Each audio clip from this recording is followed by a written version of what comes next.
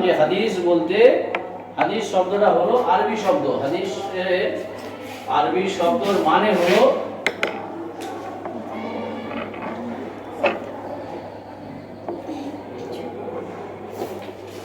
বাংলায় উচ্চারণ আমরা করব হাদিস।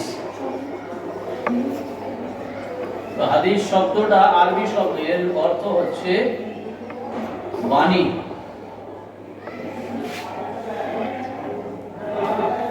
তোমরা মাথায় রাখবে এই শব্দটা বাণী বা কথা, বাণী বা কথা। তাহলে হযরত মুহাম্মদ সাল্লাল্লাহু আলাইহি ওয়াসাল্লাম তিনি যা কিছু বলে গেছেন সেটাকেই আমরা হাদিস বলবো। তাহলে হাদিসের যদি শব্দগত অর্থ চাওয়া হয় তাহলে তখন হাদিসের শব্দ, এটা যেহেতু আমাদের আরবি শব্দ, তাহলে আরবি শব্দটার মানে থাকবে। তাহলে হাদিস, এই আরবি শব্দটার মানে হলো বাণী বা কথা। এখন যদি বলা হয় হাদিস কাকে বলে, তাহলে একটা সংজ্ঞা। তাহলে হাদিস যদি বলা হয় যে হাদিস কাকে বলে বা হাদিস বলতে কি বোঝো, এরকম প্রশ্ন আসতে পারে। তাহলে যদি আমাকে সেই সময় যখন এই কথাগুলো লিখলে কিন্তু আর হবে না। তাহলে যদি আমায় প্রশ্ন দেয় হাদিস বলতে কি বোঝো, যদি এই প্রশ্ন দেয় তখন আমাকে কিন্তু প্রশ্নটাকে আলাদাভাবে লিখতে হবে। বা হাদিস কাকে বলে, হাদিসের সংজ্ঞা লেখো, এত ধরনের প্রশ্ন আসতে পারে। হাদিসের সংজ্ঞা লেখো, এই একটা প্রশ্ন হতে পারে। হাদিস কাকে বলে, এই একটা আসতে পারে। একই প্রশ্ন কিন্তু দেখো ঘুরিয়ে ফিরিয়ে সেই এই প্রশ্নটাই আসছে। তাহলে একটা হলো অর্থগত, যে হাদিস শব্দটার অর্থটা কি। তাহলে হাদিস শব্দের অর্থ যখন দেবে তখন তোমাকে কিন্তু হয় এই শব্দটা লিখতে হবে বাণী বা কথা, এটা বলতে পারো। আর যদি হাদিস সংজ্ঞা যায় যে কাকে বলে, হাদিস বলতে কি বোঝো, তখন বলতে হবে হযরত মুহাম্মদ সাল্লাল্লাহু আলাইহি সাল্লাম যা কিছু বলেছেন, যা কিছু করে দেখিয়েছেন, অথবা মৌন সম্মতি, এর আগে পড়িয়েছিলাম, অথবা তিনি মৌন সম্মতি দিয়েছেন। তাহলে মৌন শব্দের মানে হলো চুপ করে থাকা। নবীজির সামনে কেউ কাজ করেছেন, নবীজি তাকে দেখেছেন, নিষেধ করেননি, বারণ করেননি, তাহলে তাকে বলা হবে মৌন সম্মতি। তাহলে যখন হাদিস কাকে বলে, হাদিস বলতে কি বোঝো, হাদিসের সংজ্ঞা লেখো, এই ধরনের প্রশ্ন যখন দেবে তখন তাহলে তোমাকে পুরো ডিটেইলসটা লিখতে হবে কি হযরত মুহাম্মদ সাল্লাল্লাহু আলাইহি সাল্লাম যা কিছু বলেছেন, যা কিছু করেছেন বা মৌন সম্মতি দিয়েছেন তাকে হাদিস বলে। তাহলে শব্দগুলো এবারে আমরা এই গানটা দেখি, এই প্রশ্নটারই উত্তর আমি এবারে উপরে দিচ্ছি দেখো, এবং সেখান থেকে আমরা ক্লাসিফিকেশন করে কয়েকটা ভাগ করে নিতে পারবো অতি সহজে। কিভাবে হবে দেখো, বলা, যা কিছু বলেছেন, আমি কি বললাম, বলা। তাহলে বলা থেকে নবীজি বলেছেন করা,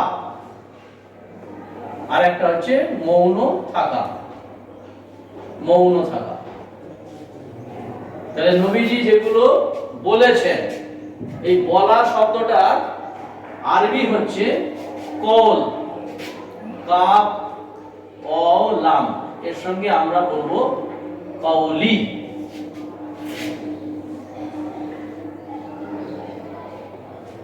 করা, করা আরবি শব্দ হচ্ছে ফেল, এর সঙ্গে ফেলের সঙ্গে আমি একটা ইয়া করে দিলাম, ফেলি।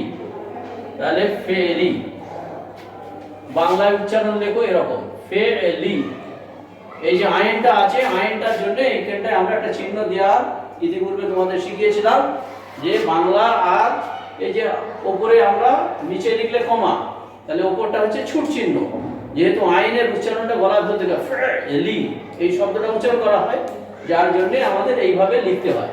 তাহলে ফেলি হলো, আর মৌন থাকাটাকে আমরা বলবো তাকরিরি, তা কফ রা ইয়া রা ইয়া, তাকরিরি। বাংলায় উচ্চারণ লেখো তাকরিরি। তাহলে দেখো এখান থেকে আমরা আবার তিনটে পেয়ে যাব। তাহলে হাদিসের যখনই সংজ্ঞা লিখলাম, নবীজি যা কিছু বলেছেন, যা কিছু করেছেন বা মৌন থেকে সম্মতি দিয়েছেন তাকে হাদিস বলে। এই তিনটে শব্দ থেকে আবার আমরা ভাগ করলে পরে ক্লাসিফিকেশনে যখন যাব যে হাদিস কয় প্রকার, তাহলে হাদিস বলতে কি বোঝো লেখার পরেই আমাকে যদি বলা হয় হাদিস কয় প্রকার, হাদিস কয় প্রকার, তাহলে এ থেকেই তোমায় উত্তরগুলো পেয়ে গেলে। দেখো একটা হচ্ছে বলা, একটা হচ্ছে করা, একটা হচ্ছে মৌন থাকা। তাহলে হাদিস কয় প্রকার? তিন প্রকার।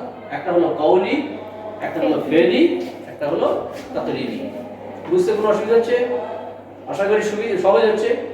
যেহেতু এগুলো তোমরা 9 এ পড়েছো এই জন্য আবার রিপিট করে দিতে হচ্ছে, যেহেতু প্রথমেই আছে এবং এ থেকে প্রশ্ন আসে। বারবার বলছি, ক্লাস 10 এ যখন তোমরা মাধ্যমিক পরীক্ষা দেবে তখন কিন্তু এ থেকে প্রশ্ন আসবে। কওলি হাদিস কাকে বলে? এখন ওখানে যদি এই বাংলাটা না দেয়, আরবিটা লিখে দিল, তাহলে তোমাকে কিন্তু ভালো করে আরবি শব্দটাও মাথায় রাখতে হবে। ঠিক আছে? দেখো তোমাদের বইতে দেওয়া আছে, সেখানে কিন্তু জবর জের পেশ দেওয়া নেই। আছে? জবর জের পেশ দেওয়া নেই, তাহলে তুমি তখন উচ্চারণ করতে পারবে না যে স্যার এটা কি লেখা আছে, পড়তে পারছি না। তাহলে ভালো করে বারবার রিপিট করবে। তাহলে একটা হলো কওলি, একটা হলো ফেলি, একটা হলো তাকরিরি। এবার এটাকে আবার ধরে ধরে আমি ভাগ করি, কওলি হাদিস কাকে বলে? তাহলে হাদিস কয় প্রকার? তিন প্রকার হয়ে গেল। এবারে এই যে কওলি লিখলাম, ফেলি লিখলাম, তাকরিরি লিখলাম, এর আবার আলাদা আলাদা সংজ্ঞা তৈরি করো। কওলি হাদিস কাকে বলে? ঠিক আছে? তাহলে আমরা এখানে আবার একটা প্রশ্ন যদি তৈরি করি, কওলি হাদিস কাকে বলে?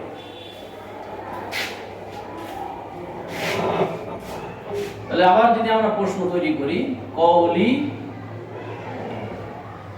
এরকমও দিতে পারে, আরবি শব্দটাও দিতে পারে। তাহলে কওলি হাদিস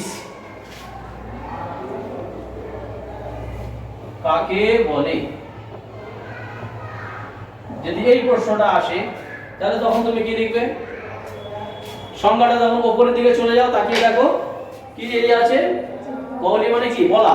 তাহলে নবীজি যা কিছু বলেছেন তাকে কওলি হাদিস বলে। ঠিক আছে? অসুবিধা হয়নি তো? তাহলে নবীজি যা কিছু বলেছেন, এই যে বলা শব্দটা বলেছেন, তাকে কওলি হাদিস বলে। তাহলে ফেলি কাকে বলবে? নবীজি যা কিছু করেছেন। হলো? তাহলে যা কিছু বলেছেন কওলি, যা কিছু করে দেখিয়েছেন। ফেল মানে কাজ, কাজ তো করে দেখাতে হয়। তাহলে নবীজি যা কিছু করে দেখিয়েছেন তাকে বলবো ফেলি হাদিস। আর তাকরিরি কাকে বলবো? নবীজির সামনে কেউ কাজ করেছেন, তিনি মৌন সম্মতি জানিয়েছেন, বারণ করেননি, নিষেধ করেননি, তাহলে সেটাকে বলবো আমরা তাকরিরি হাদিস। তাহলে হাদিসে দেখো, তাহলে আবার রিপিট করি যাতে বারবার। তাহলে কওলি হাদিস, নবীজি যা কিছু বলেছেন তাকে কওলি হাদিস। নবীজি যা কিছু করে দেখিয়েছেন তাকে বলবো ফেলি হাদিস। নবীজির সামনে কেউ কোনো কাজ করেছেন, তিনি নিষেধ করেননি, বরং তিনি মৌন, মৌন শব্দ মানে চুপ করে থাকা, তিনি মৌন সম্মতি জানিয়েছেন, তাহলে তাকে আমরা বলবো তাকরিরি হাদিস। তাহলে এটা হলো হাদিসের মানে। আবার সেগুলা থেকে চলো, হাদিস কাকে বলে, হাদিস শব্দের অর্থ কি, হাদিস কয় প্রকার। হাদিস যখন আমরা তিন প্রকার বলবো তখন বলবো যে কওলি হাদিস কাকে বলে, ফেলি হাদিস কাকে বলে, তাকরিরি হাদিস কাকে বলে। তাহলে এটা হলো প্রকারভেদ হলো। এবারে বর্ণনার দিক থেকে হাদিসকে আবার ভাগ করা আছে। দেখো হাদিসকে বর্ণনার দিক থেকে ফিরে তিনটে ভাগ করা হয়েছে। তাহলে এখানে আমাদের মাথায় রাখবে, গুলিয়ে ফেলবে না, মানে কি ভুল করে ফেলে। এই তিনটেকে যখন জেনে গেছে সে, তারপরেতে ওখানে দেখা গেল যে ভুল করে ফেলে এইটাই লিখে দিয়েছে বর্ণনা। পরীক্ষার প্রশ্নটা ভালো করে পুরো গুলিয়ে ফেলবে না। আমি একটা প্রশ্ন নিচ্ছি, আপনি নিচ্ছি। দেখো প্রশ্ন যদি দেয় হাদিস কয় প্রকার, শুধু এইটুকু যদি দেয় হাদিস কয় প্রকার ও কি কি, এটা একটা প্রশ্ন। দেখো শুধু প্লেন হাদিস কয় প্রকার ও কি কি, ঘুরিয়ে আর একটা প্রশ্ন দেয়, সে প্রশ্নটা দেবে কি, প্রশ্নটা আরেকটা। দেখো একই প্রশ্ন ঘুরিয়ে ফেলে ছেলেরা।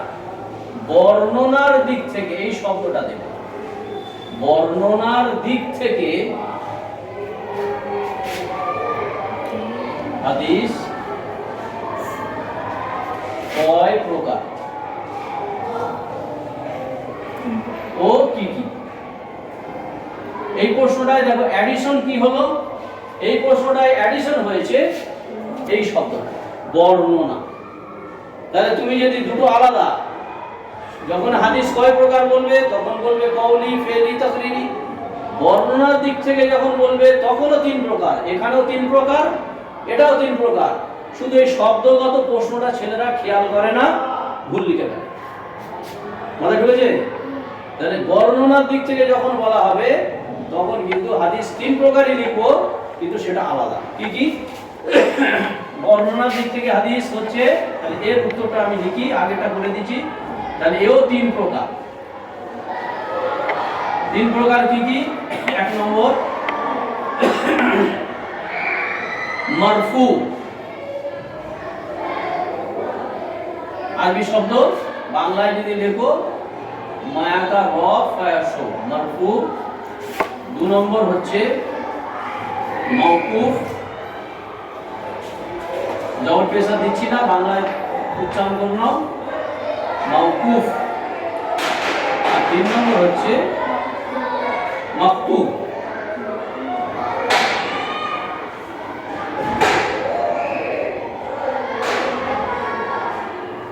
দেখো গুলিয়ে ফেললে না তো? তাহলে আগে আমি পড়লাম কওলি, ফেলি, তাকরিরি। এখন কিন্তু এও তিন প্রকার, ওটাও তিন প্রকার, এটাও তিন প্রকার। ছেলেরা ভুল করে কি, এই তিন প্রকারটা না লিখে তখন ওইটা লিখে দেয়। আবার ওইটা লেখার জায়গায় যদি শুধু হাদিস কয় প্রকার বলেছে, সে তখন ওইটা না লিখে এইটা লিখে ফেলেছে। তাহলে এই গোলমেলের ব্যাপারটা কোথায় থাকে? শুধু এই জায়গাটায় দেখবে, বর্ণনার দিক থেকে। এই শব্দটা, প্রশ্নটা ভালো করে পড়ে নেবে। যখন প্রশ্নের বুকলেট দেওয়া হবে ভালো করে দেখে নেবে যে কি আছে, শুধু হাদিস কয় প্রকার বলেছে নাকি বর্ণনার দিক থেকে হাদিস কয় প্রকার। আমাদের বুঝে গেছে? তাহলে মারফু হাদিস, মাওকুফ হাদিস, আর একটা হচ্ছে মাকতুব। তাহলে মাওকুফ, মারফু আর মাকতুব বলতে কি বোঝো? বর্ণনা হচ্ছে কি? বর্ণনা আমি যেমন তোমাদের বলছি, তোমরা ফিরে আরেকজনকে বলবে, তারা ফিরে আরেকজনকে বলবে। এই যে একজনের থেকে আরেকজন, আরেকজনের থেকে আরেকজন, এটাকে বলা হয় রিওয়ায়াত। আরবিতে এটি বলা হয় বর্ণনা। নবীজি যখন বলেছেন, নবীজির কাছে কারা শুনেছেন? সাহাবারা। নবীজি যখন বলেছেন, নবীজির সঙ্গে কারা থাকতেন? সাহাবারা থাকতেন। তাহলে নবীজির কাছে কারা শুনলেন? সাহাবারা শুনেছেন। সাহাবারা যখন নবীজির ইন্তেকাল হয়ে গেল, নবীজি চলে গেলেন দুনিয়া থেকে, তাহলে কারা হায়াতে রইলেন, বেঁচে রইলেন? সাহাবারা। এবার সাহাবাদের কাছে যারা এসে ওঠা বসা করতেন তাদেরকে কি বলা হয়? নাইনে পড়েছো, মনে করে দেখো, তাবেঈ। তাদেরকে কি বলবে? তাবেঈ। আবার যখন সাহাবাদের যুগ শেষ হয়ে গেল, তাহলে কারা বেঁচে আছেন? তাবেঈরা। তাহলে তাবেঈদের সঙ্গে যারা ওঠা বসা করেন তাদের কি বলা হয়? তাবে তাবেঈন। তাবে তাবেঈন। তাহলে চারটে ধাপ হলো। নবীজির ধাপ, অর্থাৎ নবীজির যুগ গেল, নবীজির পরে কাদের যুগ? সাহাবাদের যুগ, সাহাবাদের যুগের পরে তাবেঈদের যুগ। তাহলে নবীজির কাছ থেকে শুনেছেন সাহাবারা, সাহাবাদের কাছ থেকে শুনেছেন তাবেঈরা, তাবেঈদের কাছ থেকে শুনেছে তাবে তাবেঈনরা। এই যে ধাপ, এটাকে বলা হয় বর্ণনার ধারাবাহিকতা, এটাকে বলা হয় রিওয়ায়াত। তাহলে কোনো হাদিস যদি বর্ণনা করতে করতে কোথায় পৌঁছাবে? নবীজি পর্যন্ত যদি পৌঁছে যায়। কোন হাদিসের বর্ণনা সাহাবা, তাবেঈ, তাবেঈর কাছ থেকে সাহাবা, সাহাবার কাছ থেকে নবীজি যদি পৌঁছে যায়, তাহলে তাকে বলবো মারফু হাদিস। যদি বর্ণনাটা সাহাবা পর্যন্ত পৌঁছায় তাহলে মাওকুফ হাদিস। আর যদি সেই বর্ণনাটা তাবেঈ পর্যন্ত পৌঁছায় তাহলে তাকে বলা হবে মাকতু হাদিস। দেখো এবার বইটার সঙ্গে সংখ্যাটা মিলে নাও। মারফু হাদিস কাকে বলে? যে হাদিসের বর্ণনা নবীজি পর্যন্ত পৌঁছে গেছে তাকে বলা হবে মারফু হাদিস। যে, তারপরে দেখো মাওকুফ হাদিস কি আছে? যে হাদিসের বর্ণনা সাহাবা বা সাহাবীদের পর্যন্ত পৌঁছেছে তাকে বলা হবে মাওকুফ হাদিস। আর যে হাদিসের বর্ণনা তাবেঈ পর্যন্ত পৌঁছেছে সেই হাদিসকে বলা হবে মাকতু হাদিস। মিললো? তাহলে বইয়ের সঙ্গে আমার কথাগুলো মিলেছে তো? তাহলে আমরা এই দুটোকে ভালো করে মাথায় রাখবো। এক হচ্ছে হাদিস কয় প্রকার, যখন বলবে তখন ওইটা লিখবে কওলি, ফেরি তাকরিরি। আবার যদি এই শব্দটা জুড়ে দেয় বর্ণনা দিক থেকে হাদিস কয় প্রকার, তখন কিন্তু কওলি ফেলিয়া বলতে যাবে না, তখন বলতে হবে মারফু, মাওকুফ আর মাকতুব। এবারে এইগুলো সংজ্ঞা আবার লিখতে হবে একটা একটা করে। তাহলে মারফু হাদিস কাকে বলে, মাওকুফ কাকে বলে, মাকতুব কাকে বলে, আমরা আবার পরের ক্লাসে ইনশাআল্লাহ আমাদের শেখাবো। ঠিক আছে।